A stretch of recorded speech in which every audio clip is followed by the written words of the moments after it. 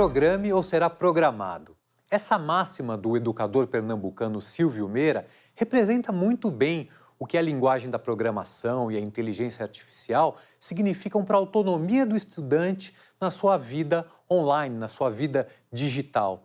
Afinal, quem de nós nunca se viu preso com um computador, seja numa ligação de telemarketing, numa compra online ou numa compra de supermercado? Pessoal, tudo bem? Eu acho que na idade de vocês devem estar recebendo muita informação sobre o futuro do emprego, né, e a relação dos robôs, da inteligência artificial, né, com o futuro do emprego. O fato é que as tarefas mais repetitivas já estão quase todas sendo substituídas por robôs, por máquinas. Agora, as criativas ainda têm algum processo. Aí pela frente, a gente não sabe o que vai ser de oportunidade, né, e o que vai ser de eliminação de postos de trabalho. Vou conversar até com a nossa querida Bárbara, que é câmera, aqui estudante do LabMe. Tudo bem, Bárbara? Você acha que um dia um robô pode substituir um operador de câmera, por exemplo? Olha, eu acho que a robótica ela já está bem presente, né, no universo audiovisual, mas ela serve mais para auxiliar o nosso trabalho, talvez na precisão, né, no movimento de câmera, na criação de novos planos. Então, ela vai mais auxiliar o nosso trabalho do que substituir o nosso trabalho. Perfeito. A boa notícia é que quem programa os robôs são os humanos. Bom, a gente foi hoje na Escola Politécnica da USP conversar com o professor Romero Tori, um especialista em programação, realidade aumentada, vai mostrar um monte de experiências para a gente. E na volta no estúdio, conversamos com Ricardo Cavallini, especialista em inteligência artificial, vai nos dizer se o futuro será tão sombrio quanto Blade Runner. Vamos para a USP agora. O ato de programar te liberta. Ser alfabetizada de saber escrever e ler não vai servir mais no futuro. A internet, que foi concebida por Tim Berners-Lee, ela era um conceito totalmente diferente do que é hoje. Era algo realmente democrático. Eu sou Romero Tori, professor da Escola Politécnica da USP, no Departamento de Engenharia de Computação e Sistemas Digitais. O primeiro contato que eu tive com computador foi no curso de engenharia, porque naquela época não era comum se ter computadores, não existiam computadores pessoais. Fiz meu mestrado em computação gráfica, depois o doutorado em multimídia, já trabalhando com vídeos, com imagens, né? Depois do doutorado, eu defendi uma tese de livre docência sobre o uso das novas tecnologias e das novas mídias na redução de distância na educação. Eu vi que a tecnologia podia ajudar a reduzir essas distâncias. No meu laboratório que eu montei aqui na Escola Politécnica, né, chamado Interlab, Laboratório de Tecnologias Interativas. Então, a base do nosso trabalho é programação. O tempo todo, nós estamos trabalhando com desenvolvimento de software. Desenvolver um programa é pensar de uma forma organizada também. É você dividir problemas maiores em problemas menores. É bacana você ver que aquilo que você planejou, o computador executa exatamente aquilo. No meu ambiente, eu ensino programação para alunos da engenharia, ensino programação para alunos do design. Quando você está nessa área aqui, trabalhando numa ponte entre quem vai usar o sistema e quem vai produzir o sistema, é bom que você tenha conhecimento dos dois. Tem várias marcas que hoje em dia são feitas que são pensadas no jeito procedural, por exemplo, que eles misturam computação com design gráfico. Eu estou trabalhando também com um novo conceito chamado educação imersiva, que reúne essas novas mídias imersivas, ou seja, realidade virtual, realidade aumentada, vídeos imersivos, né? E aplica na educação. Estou aqui no Interlab faz uns 2 anos desenvolvendo o Vida Enfermagem. O objetivo do nosso projeto é que os alunos consigam simular o ambiente de uma clínica, realizando os mais diversos procedimentos. Então, a computação é a base, mas só ela sozinha não é suficiente, você precisa de muito mais. Agora, sem ela, você não faz nada, né? Você fica limitado àquilo que já vem pronto.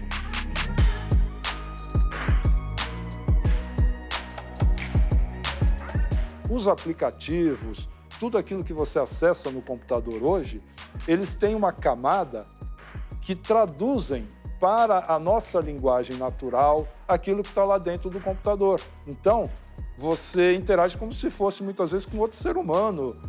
Cada vez mais os aplicativos estão ficando mais simples. Então, dá a falsa impressão de que é desnecessário você conhecer linguagem computacional. Justamente porque existe esse filtro, é que é importante você conhecer o que está por trás, porque senão você vai ser facilmente manipulado. Que é importante a gente desenvolver, desde o fundamental, a questão da alfabetização de mídia, a questão da alfabetização da cultura digital. Hoje, o que está se desenvolvendo muito é a chamada inteligência artificial, em que o computador aprende a tomar decisões. Mas ainda hoje, a inteligência artificial não consegue desenvolver atividades criativas, né? Então, a criatividade ainda é uma característica do ser humano e toda atividade que você consegue identificar um determinado padrão ou determinados padrões são possíveis de serem automatizados pela inteligência artificial. Então, por exemplo, na própria área, para ficar aqui no exemplo que nós estamos envolvidos agora, de uma filmagem, da produção de um documentário, né? Existem padrões hoje mais ou menos bem aceitos e que podem ser replicados por uma máquina. Não é impossível nem inviável que a gente tenha no futuro muitas atividades de produção de conteúdo de mídia feitos de uma forma mais automatizada, né? Uma outra coisa que se especula também, que seria uma junção das duas coisas, do ser humano com o robô, que é uma nova espécie, digamos assim, que seja híbrida entre humano e computador. A gente já é um pouco um pós-humano no momento que você está segurando um smartphone que já te dá poderes assim, muito acima do que nossos antepassados tinham, né? Hoje, qualquer profissão que você imaginar no futuro, de alguma forma ela vai estar interligada com computação. Então, quem aprendeu o pensamento computacional vai poder usar melhor essas tecnologias.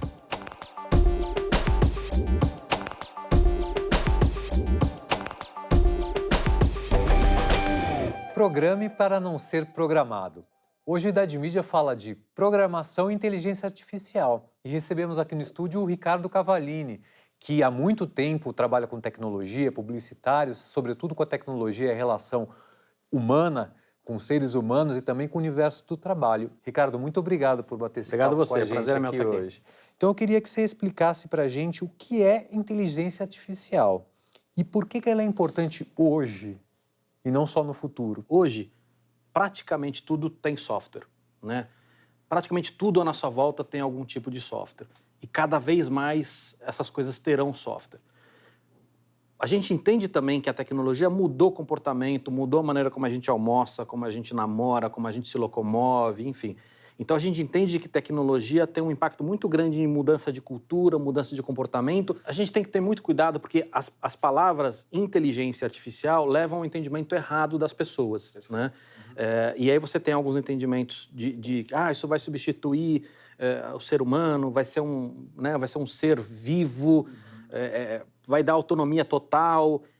Sim, as coisas serão mais inteligentes, os softwares serão mais inteligentes, mas a gente tem que tomar muito cuidado, porque essa palavra, por incrível que pareça, ela tem muita coisa com o tempo que a gente está vivendo. Ricardo, a gente está aqui numa aula mesmo, porque a gente está com os alunos do LabMe, que é o Laboratório de Educação Midiática que está por trás do Idade Mídia. Quer dizer, é um programa sobre educação midiática que trabalha a educação midiática na prática. Então, agora, os estudantes vão perguntar a você algumas dúvidas, tá ok? Como que a inteligência artificial pode estar presente na escola sem impactar o desenvolvimento socioemocional dos alunos?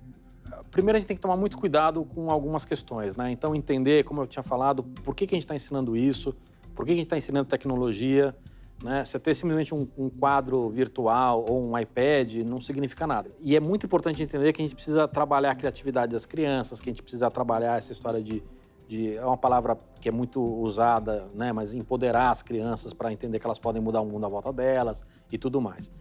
Eu acho que a inteligência artificial, principalmente num país como o Brasil, ajudaria muito a gente entender como a gente está ensinando essas crianças para ajudar a gente ter uma educação mais personalizada. Porque a gente tem um grande problema de volume. E eu acho que talvez mais do que levar a inteligência artificial para dentro da sala de aula, é usar a inteligência artificial para entender como a gente está ensinando e como a gente pode trabalhar cada criança, né, de uma maneira mais personalizada para poder ajudar na educação. Qual a importância do ensino básico hoje, alfabetizar os estudantes ou prepará-los para eles serem autônomos nessa programação?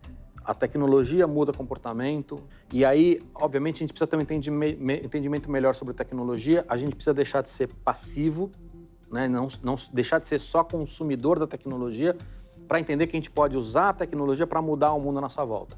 Então, a gente entender de que a gente pode hackear esse mundo, a gente pode melhorar as coisas, a gente pode criar coisas novas, isso é muito relevante. Essa discussão de por que estamos ensinando, ela é muito relevante e nós não temos histórico de fazer isso. Nós estamos num momento hoje de grande revolução onde a gente está aprendendo a não ser mais passivo. Na economia, na política, na educação, nos negócios, que as empresas não mudavam, hoje muda todo ano. Então é um momento, para alguns, assustador, para alguns muito rico. Tem alguns exercícios, inclusive, interessantes que alguns educadores fazem, né, de estimular as crianças, assim, olha, como é que eu faria isso, como é que eu faria aquilo, para eles entenderem como uma máquina pensa, né? E começarem a entender um pouco essa lógica, né? Eu queria saber como que se democratiza o acesso às tecnologias artificiais que visam a melhoria de necessidades essenciais, como saneamento básico, educação e saúde pública. Acho que a primeira coisa, a gente precisa entender essa tecnologia, né? Precisa trabalhar isso. O Brasil está trabalhando isso, mas como as coisas são muito rápidas, a gente precisa colocar muito mais esforço, muito mais dinheiro, né, muito mais investimento em geral, suor e tudo nessa tecnologia. Isso vai ajudar imensamente todas as questões, seja a questão de infraestrutura, como é que eu ajudo a não gastar a água que eu gasto hoje, né? Junto com a inteligência artificial você tem outras tecnologias como a internet das coisas, como é que eu coloco sensores na rede de esgoto, na rede de água, na rede de energia, para não ter tanto desperdício, para saber onde eu vou fazer manutenção, onde eu não vou fazer, né, para ter análises preditivas.